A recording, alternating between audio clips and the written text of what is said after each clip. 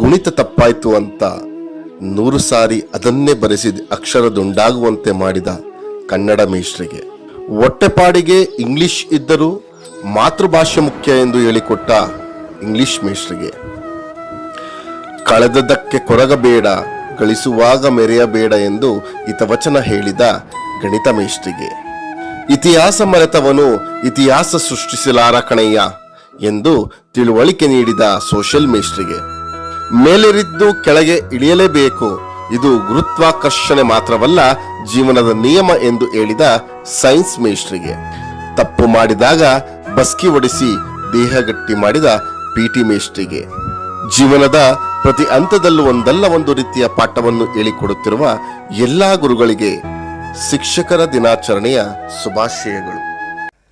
ನಮ್ಮ ಜೀವನದಲ್ಲಿ ನೋವಿದೆ, ಕಷ್ಟ ಇದೆ, ದುಃಖ ಇದೆ, ಎಲ್ಲವೂ ಇದೆ. ತಾತ್ನೋರು ಅದಕ್ಕೆ ಹೇಳ್ತಾರೆ, ಪಟ್ಟೈನ ಗುರುಬೋಧ ನೆಟ್ಟುಕೋನಿ ಮನಸ್ಸುನ ದಿಟ್ಟಮೈ ನಿಲಚೆಗದವೆ. ಅಪ್ಪ ನೀನ್ ಏನಾದ್ರೂ ಇರ್ಲಿ, ನಾವು ಸುಮ್ಮನೆ ತಿರುಗಿದ್ರೆ ಬಿದ್ದೋಗ್ತೀವಿ ಕೆಳಗಡೆಗೆ. ಒಂದು ಕೋಲನ್ನು ಇಟ್ಕೊಂಡು ತಿರುಗಿದ್ರೆ ಆ ಕೋಲು ಗಟ್ಟಿಯಾಗಿ ನಮ್ಮನ್ನ ಹಿಡ್ಕೊಳ್ಳುತ್ತೆ. ಆ ಕೋಲು ಅನ್ನೋದೇ ಗುರು. ಅದಕ್ಕೆ ತಾತ್ನವ್ರು ಹೇಳ್ತಾರೆ, ಗುರು ಉಪದೇಶಂ ಆತ್ಮ ಪ್ರಕಾಶಂ ಅಂತ ಹೇಳಿ.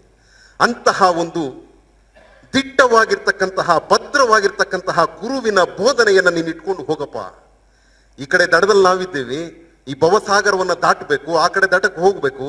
ನಮ್ಮ ಕೆಲಸ ಏನಪ್ಪಾ ಅಂತಂದ್ರೆ ಆ ಗುರುವಿನ ದೋಣಿಯಲ್ಲಿ ಹೋಗಿ ಕೂತ್ಕೊಳ್ಳೋದಷ್ಟೇ ನಮ್ಮ ಕೆಲಸ. ಅಲ್ಲಿವರೆಗೂ ಹೋದ್ರೆ ಸಾಕು, ಆ ಸಾಗರವನ್ನ ಗುರು ದಾಟಿಸಿ ಆ ಕಡೆ ದಡಕ್ಕೆ ಕರ್ಕೊಂಡು ಹೋಗ್ಬಿಡ್ತಾನೆ. ಅಷ್ಟು ಮಾಡೋದಕ್ಕೆ ನಮ್ಮಲ್ಲಿ ಯತ್ನ ಇಲ್ಲ.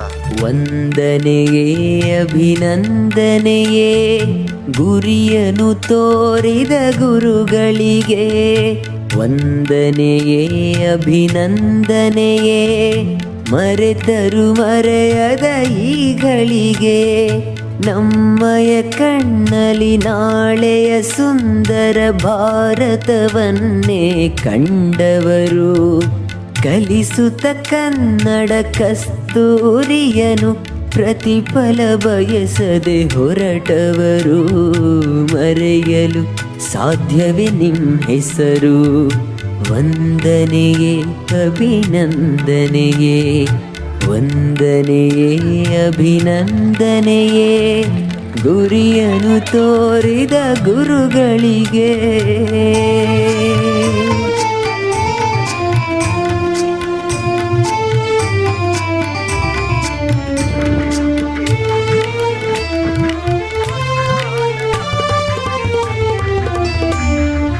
ಅಮ್ಮನ ಪ್ರೀತಿಯ ಅಪ್ಪನ ನೀತಿಯ ಬೆರೆಸಿ ಒಳಿತನು ಹೇಳುವರು, ಗಳಿಸಿದ ಆಸ್ತಿಯ ತಿಳಿಯದೆ ಕಳೆದರು, ಅಳಿಯದ ವಿದ್ಯೆಯ ನೀಡಿದರು,